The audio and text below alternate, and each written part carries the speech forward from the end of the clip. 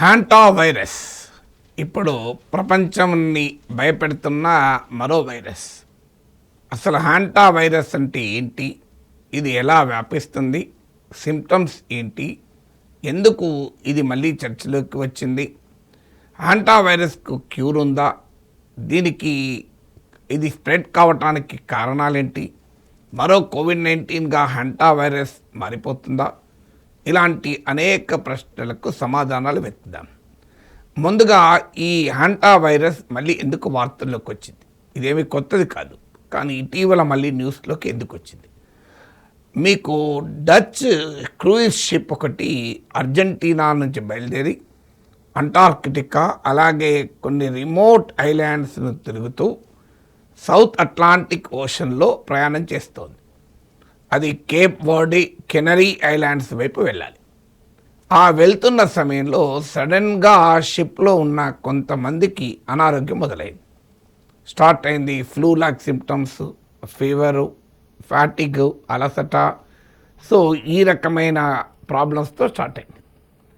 So తర్వాత ఇన్వెస్టిగేషన్లో తేలింది ఏంటంటే వీరిలో కొందరికి హ్యాంటా వైరస్ సోకింది. ప్రధానంగా ఇందులో యూరప్కు చెందిన ప్యాసింజర్స్ 150 వరకు ఉన్నారు, ప్యాసింజర్స్ అండ్ క్రూ కలిపితే. సో ఇందులో కొద్దిమంది అరౌండ్ 34 మెంబర్స్ ఈ వైరస్ గుర్తించక ముందే దిగి వారు వివిధ దేశాలకు వెళ్ళిపోయారు. సో దానివల్ల ఇప్పుడు భయం ఏంటంటే అది ఇతర దేశాలకు ఎక్కడ వ్యాపించింది అని. ఇప్పుడు America, Singapore, Switzerland, south Africa ఇలా అంతటా ఇప్పుడు అన్వేషణ మొదలైంది, ఏమైనా హ్యాంటా వైరస్ కేసులు ఉన్నాయని. వరల్డ్ హెల్త్ ఆర్గనైజేషన్ ప్రకారము మే 8 నాటికి ఓన్లీ ఈ 8 కేసులు మాత్రమే రికవర్ అయ్యాయి. అందులో 3 చనిపోయారు. అయితే ఇప్పుడు ఆ షిప్ను మొత్తం సముద్రంలోనే ఉంచి క్వారంటైన్ చేసి ట్రీట్మెంట్ ఇస్తున్నారు. సో వాస్తవంగా ఎందుకు ఈ వైరస్, సాధారణంగా ఏ వైరస్లైనా క్రూజ్ షిప్స్లో తొందరగా వ్యాపిస్తాయి. ఎందుకంటే ఇక్కడ షేర్డ్ అకామిడేషన్ ఉంటుంది, కలిసి భోజనం చేస్తారు బఫేలో, అటు ఇటు అనేక ప్రాంతాలకు వెంటనే మారుతూ ఉంటారు. సో అందువల్ల ఇది వెంటిలేషన్ సరిగా ఉండదు. వివిధ ప్లేసెస్ అంటే ఎక్కువ మంది ఒకే ప్లేస్ని టచ్ చేస్తుంటారు, సర్ఫేస్ని. అందువల్ల వైరస్ స్ప్రెడ్కు చాలా అనుకూలమైనటువంటి వాతావరణం ఈ క్రూజ్ షిప్స్లో ఉంటుంది. వైరస్ స్ప్రెడ్ కాకపోతే అద్భుతమైన వినోదాన్ని ఇస్తుంది క్రూజ్ షిప్లో ప్రయాణం. కానీ ఇలాంటి వైరస్ వస్తే అదే భయంకరమైన ప్రమాదంగా కూడా మారుతుంది. సో ఇప్పుడు అదే జరిగింది, మీకు కోవిడ్-19 సమయంలో జరిగింది. అంతకుముందు ఇంకో వైరస్ కూడా ఇలాగే, ఐ థింక్ నోరో వైరస్ అనుకుంటాను, అది కూడా మరో ఒక క్రూజ్ షిప్లో ఫస్ట్ రికవరీ రిజిస్టర్ అయింది. సో అందువల్ల ఇప్పుడు ఆ షిప్లో ఉన్న ఈ హ్యాంటా వైరస్ ఇతర దేశాలకు ఏమైనా వ్యాపించిందా అని. ఇక నెక్స్ట్ క్వశ్చన్, ఈ హ్యాంటా వైరస్ ఎలా స్ప్రెడ్ అవుతుంది, ఎందుకు ఇప్పుడు ఆందోళన చెందాలి? సాధారణంగా ఈ హ్యాంటా వైరస్ మనుషుల నుంచి మనుషులకు స్ప్రెడ్ కాదు. ఇది ఎలుకల నుంచి, రాట్స్ అండ్ మైస్, ఎలుకల నుంచి, చిట్టెలుకల నుంచి, వీటి నుంచి మనుషులకు స్ప్రెడ్ అవుతుంది. ముఖ్యంగా ఎలుకల యూరిన్ లేదా సలైవా లేదా ఎలుకల విసర్జిత పదార్థాలతో కలుషితమైనటువంటి విషపూరితమైనటువంటి గాలి, ధూళి, వీటి వల్ల ఇది వ్యాపిస్తుంది. సో అందువల్ల హ్యూమన్ టు హ్యూమన్ ట్రాన్స్మిషన్ ఉండదు. కానీ ఇప్పుడు ఈసారి ఈ క్రూయిజ్ షిప్లో కనుగొనబడిన యాంటా వైరస్ స్ట్రెయిన్ యాండిస్ స్ట్రెయిన్ అంటారు. అంటే మీకు కోవిడ్ అప్పుడు మనం ఈ పదాలు విన్నాం, రూపాంతరాలు చెందుతూ ఉంటుంది, రకరకాల ఒమిక్రాన్ స్ట్రెయిన్ అని. అలా ఈ ప్రజెంట్ ఈ షిప్లో అవుట్బ్రేక్ అయిన వైరస్ స్ట్రెయిన్ యాండిస్, ఇది ప్రధానంగా అర్జెంటీనాలోని ఎలుకల్లో కనిపించే స్ట్రెయిన్. అందువల్ల ఆ షిప్ అర్జెంటీనాలో స్టార్ట్ అయింది, బహుశా అక్కడ కంటామినేట్ అయ్యి ఉంటారు. దీని సమస్య ఏంటంటే WHO శాస్త్రవేత్తల ప్రకారం ఇది 6 వీక్స్ పడుతుంది. అంటే ఒక్కసారి నీ బాడీలో సోకినాక అది సిమ్టమ్స్ రూపంలో బయటపడటానికి 6 వారాలు పడుతుంది. అందువల్ల ఇప్పుడు ఇది ఎంతమందికి సోకిందో ఇప్పుడు లెక్క కరెక్ట్ కాదు. ఎందుకంటే తర్వాత ఇది చాలా మందికి లో ఉండే అవకాశం కూడా ఉంది. ఈ యాండిస్ స్ట్రెయిన్ మాత్రం మనుషుల నుంచి మనుషులకు కూడా వ్యాపిస్తుంది. అంటే దీనికి ఉన్న స్వభావం ఎలకల నుంచి మనుషులకి కాదు. ఈ రకం యాండిస్ టైప్ ఆఫ్ యాంటావైరస్ మనుషుల మధ్య కూడా స్ప్రెడ్ అవుతుంది. అయితే దీంట్లో ఉన్న ఒక అడ్వాంటేజ్ ఏంటంటే ఇది కోవిడ్ లాగా స్ప్రెడ్ అయ్యేటువంటి వైరస్ కాదు. ఇది చాలా స్లోగా స్ప్రెడ్ అవుతుంది. అందువల్ల ఇప్పుడు ఏదో కోవిడ్ టైం లాగా లాక్డౌన్లు వస్తాయని లేదా పెద్ద ఎత్తున ట్రావెల్ రిస్ట్రిక్షన్స్ వస్తాయని భయపడాల్సిన అవసరం లేదు. ప్రపంచంలో ఎక్కడా ట్రావెల్ రిస్ట్రిక్షన్స్ పెట్టలేదు. అసలు ఎక్కడా కూడా ఏ రకమైన ఆంక్షలు విధించలేదు. ఎందుకంటే మన సోషల్ మీడియా యుగంలో ఫేక్ న్యూస్ ట్రావెల్ అవుతూ ఉంటాయి, భయపెడుతూ ఉంటారు. సో వరల్డ్ హెల్త్ ఆర్గనైజేషన్ ప్రకారము లేదా centre for disease control and prevention United states ప్రకారము ఈ హ్యాంటా వైరస్ భయంకరంగా స్ప్రెడ్ అయ్యే వైరస్ కాదు. ఇది అంత తొందరగా స్ప్రెడ్ కాదు కనుక ఇది ఒక ఎపిడమిక్గా ఒక పాండమిక్గా అయ్యే అవకాశాలు లేవు. అయితే అదే సమయంలో దీనికి క్యూర్ లేదు. ఓన్లీ సిమ్టమాటిక్ ట్రీట్మెంట్ మాత్రమే ఉంటుంది. క్యూర్ లేదు కనుక మనం ఆందోళన చెందాలి. అయితే కోవిడ్తో పోలిస్తే దీంట్లో ఒక ప్రమాదకరమైన అంశం ఏంటంటే దీని మార్టాలిటీ రేట్ చాలా ఎక్కువ. అంటే ఈ హ్యాంటా వైరస్ సోకిన వారిలో 30 to 40% చనిపోతూ ఉంటారు. ఒక 10 మందికి సోకితే 3 to 4 people చనిపోతారు. అది ఆందోళన కలిగించేది. అక్కడ ఇప్పటి వరకు రికార్డ్ అయిన 8 కేసుల్లో 3 చనిపోయారు. అందులో 2 గుర్తించబడింది, కన్ఫర్మ్ కూడా 5 కేసులు. సో అందువల్ల దీంట్లో హై మార్టాలిటీ రేట్ ఉంటుంది, లెస్ ఇన్ఫెక్టివిటీ ఉంటుంది. ఒకటి లాభం లెస్ ఇన్ఫెక్టివిటీ ఉండడం, కానీ ఒకటి ప్రమాదం హై మార్టాలిటీ రేటు ప్రాణాంతకంగా మారుతుంది. అందుకొరకు ఈ హంటా వైరస్ను అలా లైట్ తీసుకునటానికి అవకాశమే లేదు. అందువల్ల మనం జాగ్రత్త పడాల్సిన అవసరం ఉంది. ఇక ఈ హ్యాంటా వైరస్ ఇది వాస్తవంగా ఒక వైరస్ కాదు, it is a group of వైరసెస్ను కలిపి హ్యాంటా అంటారు. సో ఈ హ్యాంటా వైరసెస్ సిమ్టమ్స్ ఏంటి, ఇది సోకితే కలిగే అనారోగ్యం ఇల్నెస్ ఏంటో చూద్దాం.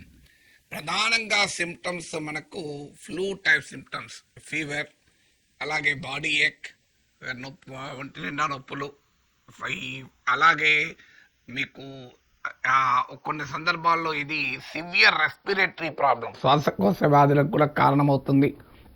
అంటే severe respiratory problem, pneumonia, gastro intestinal problems అంటే జీర్ణకోశ సంబంధిత సమస్యలు, ఇలాంటి వాటితో ఇది రిఫ్లెక్ట్ అవుతుంది.